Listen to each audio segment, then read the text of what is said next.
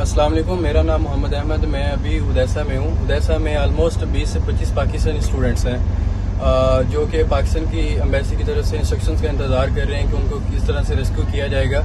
लेकिन बेसिकली 23 को मीटिंग की थी एम्बेसडर ने, लेकिन उनमें यही कहा गया था अगर आप यहाँ से निकलना चाहते हैं तो चले जाएँ। तो उससे पहले यही कहा गया था कि कोई भी अगर सूरत-ए-हाल हंगामी सूरत-ए-हाल होती है तो हम आपको अपडेट करेंगे। तो बाकी सब एम्बेसी ने यही कहा था कि आप चले जाएँ यूक्रेन छोड़ के। जब इन्होंने 23 को मीटिंग करके ये बताया हमें, तो उसके बाद 24 को रात को हम सो रहे थे हॉस्टल में, तो वहाँ पे स्ट्राइक्स होना शुरू हो गए।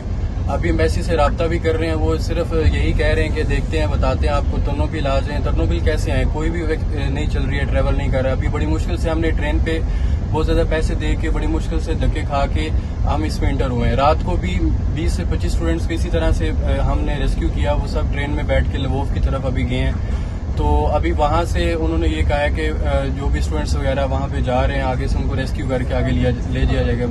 लेकिन इनको ये कह रहे हैं कि तरनोबिल आ जाए, तरनोबिल से हम आपको वैक्यूएट करेंगे। लेकिन कंडीशन यूक्रेन के अंदर राइट नो वेरी डेंजरस है। यहाँ पे भी उन्होंने मॉर्निंग में बहुत ज़्यादा एयर स्ट्राइक्स किए थे, लॉस किए थे। तो कीव में तो सिचुएशन राइट नो बहुत ज़्यादा डेंजर है और सब स्टूडेंट्स यहाँ से भाग दौड़ कर रहे हैं बजाय तरनोबिल जाने के। तो बजाय इनको कि हमें ट्रांसपोर्ट कोई इस तरह से कोई हमें देते दलासा वगैरह कुछ इस तरह से हमें कोई प्रोवाइड करते सिवाय दलासों के, और इन्होंने कुछ नहीं किया। तो हम ये इनसे हमारी बहुत बड़ी ये शिकायत है। बाकी सब स्टूडेंट्स अभी लवीव पहुंच गए हैं, तो ये मैं जो भी बाकी स्टूडेंट्स वगैरह थे उनके साथ जा रहा हूँ। अल्लाह करे कि सब आगे ठीक हो।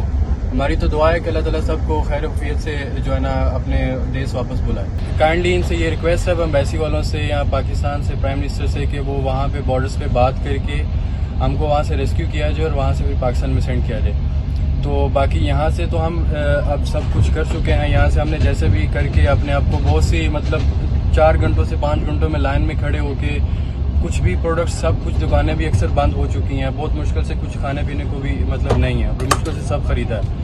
तो अब यही इनसे रिक्वेस्ट है कि हम वहाँ पे ज़्यादा स्टे नहीं कर सकते हैं क्योंकि हमारे लिए इतना खाने का सामान भी नहीं है। दूसरा ये कि हमारे पास इतने पैसे भी नहीं पड़े हुए कि यहाँ पे हम जो है ना, क्योंकि कोई ट्रैफिक हमें कोई मिलने की टैक्सी जो है वो 7 से 800, 1000, 1500 करीबन तक मिल रही है और ये हमारी बहुत ज़्यादा एक्सपेंसिव है। और ये इतना पैसे भी हमारे पास बजट नहीं है। सब जो है ना घर से पैसे भी हम मंगवा नहीं सकते हैं। घर वाले इस वजह से भी बहुत ज़्यादा परेशान है। दोस्त एक दूसरे के पास जितनी भी हेल्प कर सकते हैं वो कर रहे हैं। तो दूसरा ये है कि ये दोबारा एक रिक्वेस्ट है एम्बेसी से कि इनको ये एक्शन लेना चाहिए और जितना जल्दी हो सके ये करना चाहिए। बिकॉज सब स्टूडेंट्स की यहाँ पे बहुत ज़्यादा जो डिटेल्स हैं, कॉन्टैक्ट्स हैं, वो सब मुझे कह भी रहे हैं। उनके साथ मैं अक्सर के साथ राब्ते में हूँ, जो हैं वो सब इसी बात के लिए मुतफिक भी हैं कि हमें यहाँ से जल्दी से ज़्यादा रेस्क्यू किया जाए। तो फिर जो भी ऑपरेशन हमारे लिए किया जाता है हमें अपडेट भी किया जाए उसके लिए। Thank you so much.